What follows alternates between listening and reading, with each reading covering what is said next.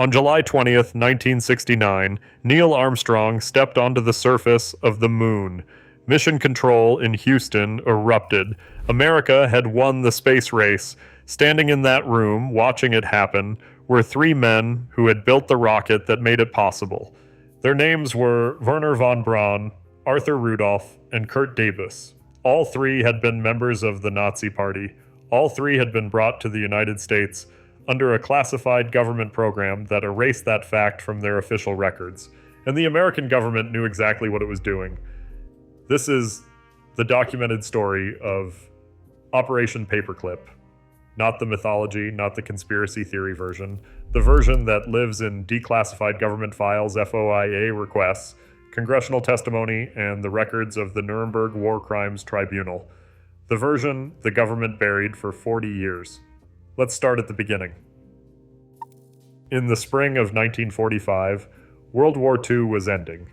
Allied forces were pushing into Germany from the west, the Soviet Red Army was closing from the east, and inside the US military, a small unit had been given a very specific mission that had nothing to do with winning the war.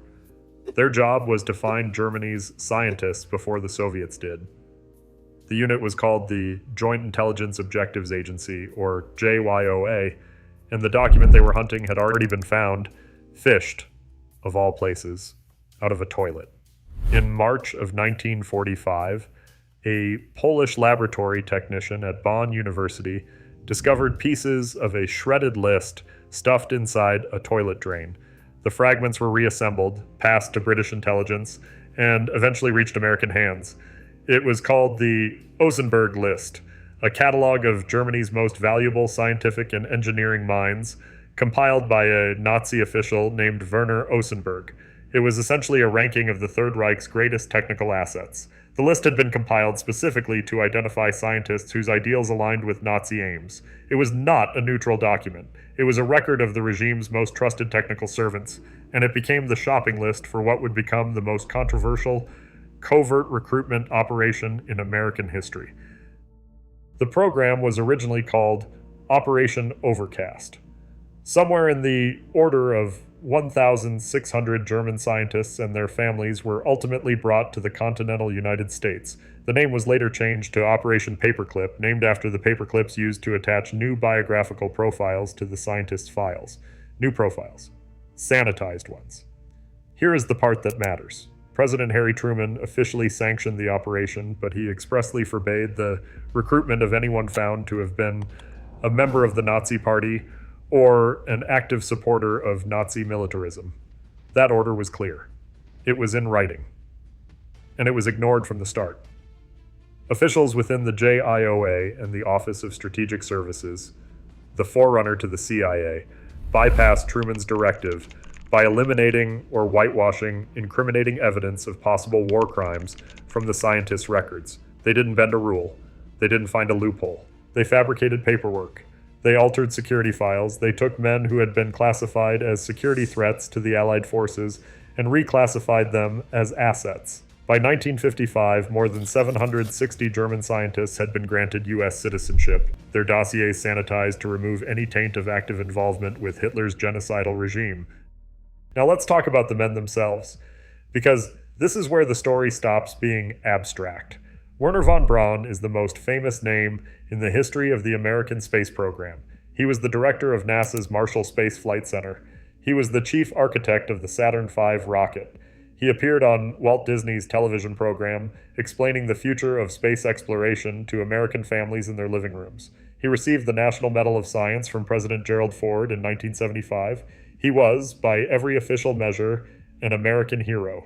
He also joined the Nazi Party and became an SS officer.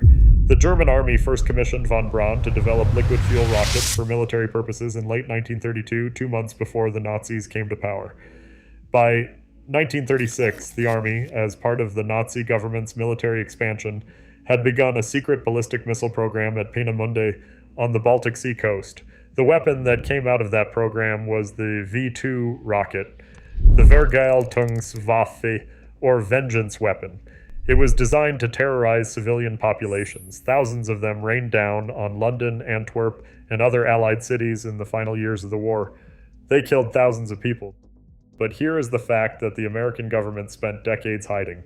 The system of exploiting slave labor to assemble those missiles began in 1943, when mass production moved underground to a mine near the town of Nordhausen. Slave laborers from Buchenwald concentration camp were brought in to build the tunnels. The new camp outside those tunnels was codenamed Dora, later renamed Mittelbau. More than 60,000 prisoners were interned at Dora Mittelbau. Around 1 in 3 of them died. They worked 14-hour days. They slept on the bare stone floors of the tunnels. Tuberculosis and respiratory disease spread through the population. Prisoners were hanged in front of their fellow inmates for alleged sabotage. Some 6,000 V-2 rockets were built between August 1943 and April 1945. Every one of them was built on slave labor. Wernher von Braun visited that facility. On August 15, 1944, memo documents von Braun describing his trip to the Buchenwald concentration camp to select prison workers and arrange their transfer to Dora. He was not a passive bystander. NASA's own historical record acknowledges that von Braun was well aware of the terrible conditions and was involved in decision-making about the use of slave labor. When the war ended, all of that was erased from his American file. Von Braun had earlier been classified as a menace to the security of the Allied forces. The JIOA created false employment and political biographies to circumvent President Truman's anti-Nazi order. Von Braun was brought to Fort Bliss, Texas, designated a War Department special employee, and put to work on American rockets. He died in 1977 as one of the most celebrated scientists in U.S. history. He was never investigated for war crimes. Now let's talk about Arthur Rudolph. Von Braun was the visionary. Rudolph was the man who ran the factory floor. During the war, Rudolph was operations director of the Mittelwerk factory at the Dora Nordhausen concentration camp, where 20,000 workers died from beatings, hangings, and starvation. Rudolph had been a member of the Nazi Party since 1931. His own 1945 military file didn't mince words. It read, 100% Nazi, dangerous type, security threat, suggest internment. The JIOA's final dossier, the one used to grant him American citizenship, said there was nothing in his records indicating that he was a war criminal or an ardent Nazi or otherwise objectionable. The same man, the same record, 2 completely different documents, one real, one fabricated. Arthur Rudolph became a senior NASA engineer. He designed the Saturn V rocket, the vehicle used in the Apollo moon landings. He was awarded the NASA Exceptional Service Medal. He held a security clearance at the highest levels of the American defense establishment for decades. In the early 1980s, the Justice Department finally assembled a war crimes case against Rudolph. He renounced his American citizenship and left the country in 1984 to avoid trial.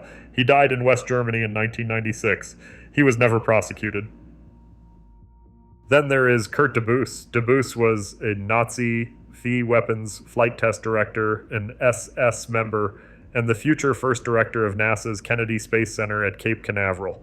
He was the man who oversaw every American rocket launch from Cape Canaveral, from its founding until his retirement in 1974, the facility that launched every Apollo mission. He served as its director for over a decade. And then there is Hubertus Strughold.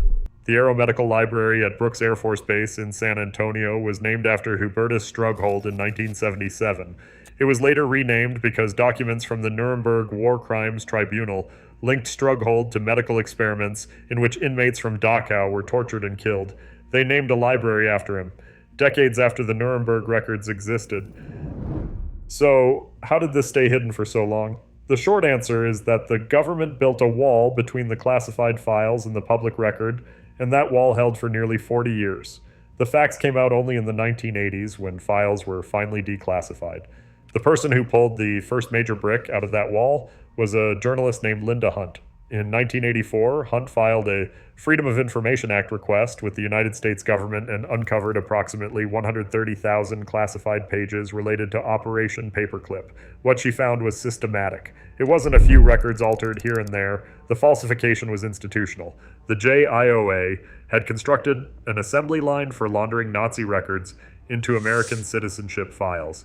A 1985 expose in the Bulletin of Atomic Scientists revealed that Hunt had found that every file she reviewed had been changed to eliminate the security threat classification, every single one. The same year Rudolph fled the country, a French resistance fighter and Mittelbau-Dora survivor named Jean-Michel testified before Congress. He had watched 40 years earlier as the scientists he saw torture prisoners were given American citizenship and celebrated as heroes. Now, let's be precise about what the evidence does and does not show, because this channel does not exaggerate. The moral accounting here is genuinely complicated. Roughly half of the early paperclip specialists had been members of the Nazi Party, many opportunistically. A minority were true believers with significant party records or SS membership. Not every scientist brought over under paperclip was a war criminal. Some were engineers who joined the party because refusing was dangerous, who had no direct involvement in atrocities. But the cover-up is not complicated at all. The rapid deterioration of relations with the Soviet Union made the immigration of ex-Nazis more palatable to the American government and public. It became easier to sweep their past under the rug. That is the Smithsonian's own language, the National Air and Space Museum, not a fringe source.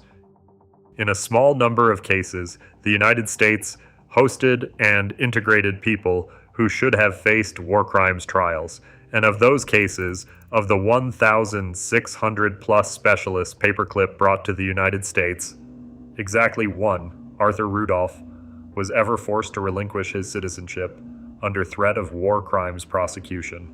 One, in 40 years, over 10,000 pages related to the program remain classified as of 2024.